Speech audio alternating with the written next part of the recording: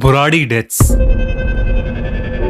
1 जुलाई 2018 की सुबह बुराड़ी में रहने वाले एक 79 इयर्स के सीनियर सिटीजन गुरचरण सिंह रोज की तरह अपनी मॉर्निंग वॉक के लिए तैयार हो रहे थे। वो अपने घर से निकले और वॉक करते करते अपने मोहल्ले के ग्रोसरी स्टोर तक आ गए। वैसे तो वो स्टोर रोज सुबह शार्प 6 बजे खुल जाया करता था, मगर आज की सुबह कुछ अलग थी। दूध और ब्रेड की डिलीवरीज आ चुकी थीं, मगर शटर बंद होने की वजह से सारा सामान दुकान के बाहर ही पड़ा था। वो दुकान उस मोहल्ले में रहने वाली चुंदावत फैमिली ओन करती थी। गुरचरण जी पिछले 22 सालों से उस फैमिली के पड़ोसी थे और पिछले कई सालों से चुंदावत फैमिली का कोई ना कोई सदस्य रोज सुबह 6 बजे दुकान जरूर खोल देता था।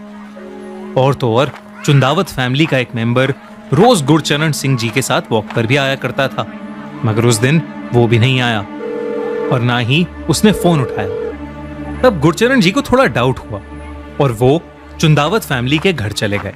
चुंदावत हाउस का गेट खुला पड़ा था।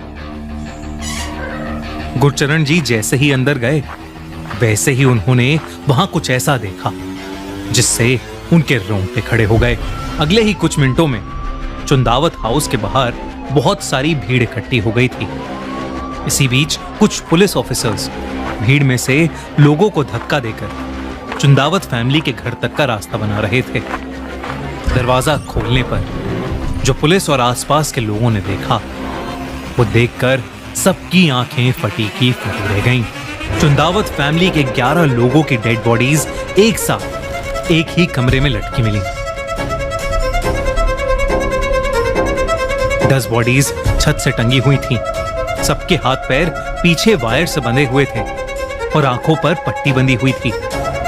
इन 10 लाशों के अलावा घर की सबसे बूढ़ी औरत अंदर वाले कमरे में पड़ी हुई मिली। ये सब क्यों हुआ, कैसे हुआ, इन सब चीजों का राज खोलने से पहले उस फैमिली के बारे में थोड़ा जानना जरूरी है। चुंदावत फैमिली ओरिजिनली तो राजस्थान से थी, मगर 1999 से वो दिल्ली में रह रहे थे। दिल्ली में उनका काफी सक्सेसफुल प्लाईवुड बिजनेस था और एक ग्रोसरी स्टोर भी था। चुंदावत फैमिली बहुत ही हेल्पफुल और खुश मिजाज नेचर की बताई जाती थी और उन्हें कभी भी पैसों के मामले में कोई दिक्कत नहीं थी। परिवार की सबसे बड़ी मेंबर 75 साल की नारायणी देवी थी, जिनके 2 बेटे थे, भवनेश और ललित। उनकी शादियां सविता और टीना नाम की 2 औरतों से हुई थी। नारायणी देवी के पति की डेथ 2007 में ही लंग्स की किसी बीमारी के कारण हो चुकी थी और वो वक्त पूरी फैमिली के लिए बहुत मुश्किल था। नारायणी देवी की एक बेटी भी थी जिसका नाम था प्रतिभा। इन तीनों के आगे बच्चे भी थे। प्रतिभा की बेटी प्रियंका, भवनेश की बड़ी बेटी नीतू, छोटी बेटी मेनका और एक बेटा ध्रुव, और ललित का एक बेटा था शिवम।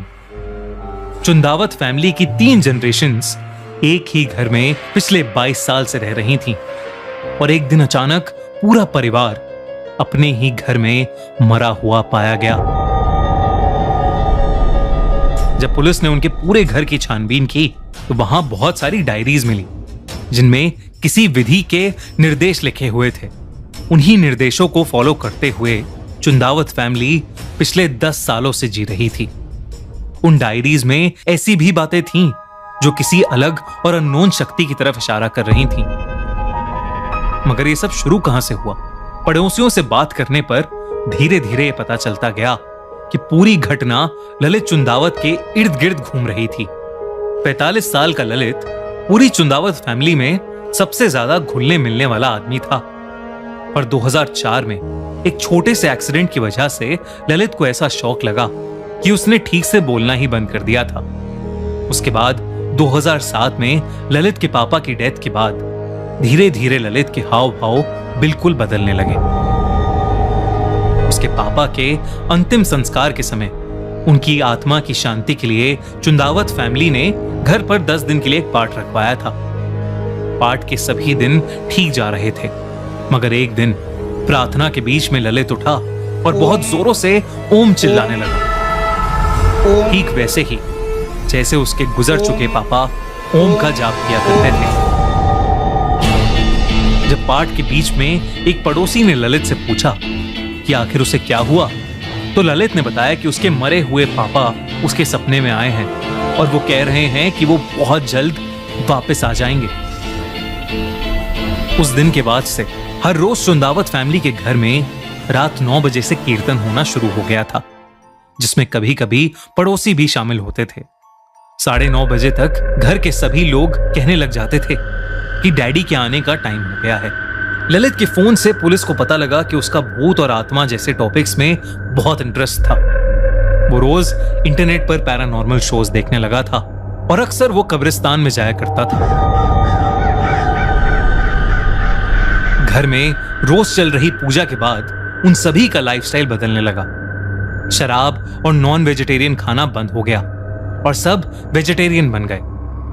पूरी फैमिली डायरीज में लिखे इंस्ट्रक्शंस और रूटीन्स को स्ट्रिक्टली फॉलो करने लगी थी।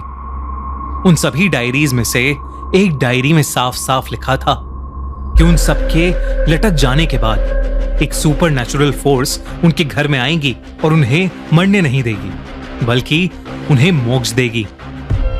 मोक्ष हिंदू रिलीजन का एक कॉन्सेप्ट है जिसमें यह कहा गया है कि अगर इंसान पूरी जिंदगी अच्छे काम करे पर भगवान की तरफ मन लगाए तो वो साइकिल ऑफ बर्थ और डेथ से फ्री हो जाता है। डायरी में क्लियरली लिखा था कि उन्हें लटकने से 6 दिन पहले से लगातार क्या करना था ताकि वो आखिरी दिन खुद को घर की सीलिंग से पूरी विधि अनुसार लटका सके।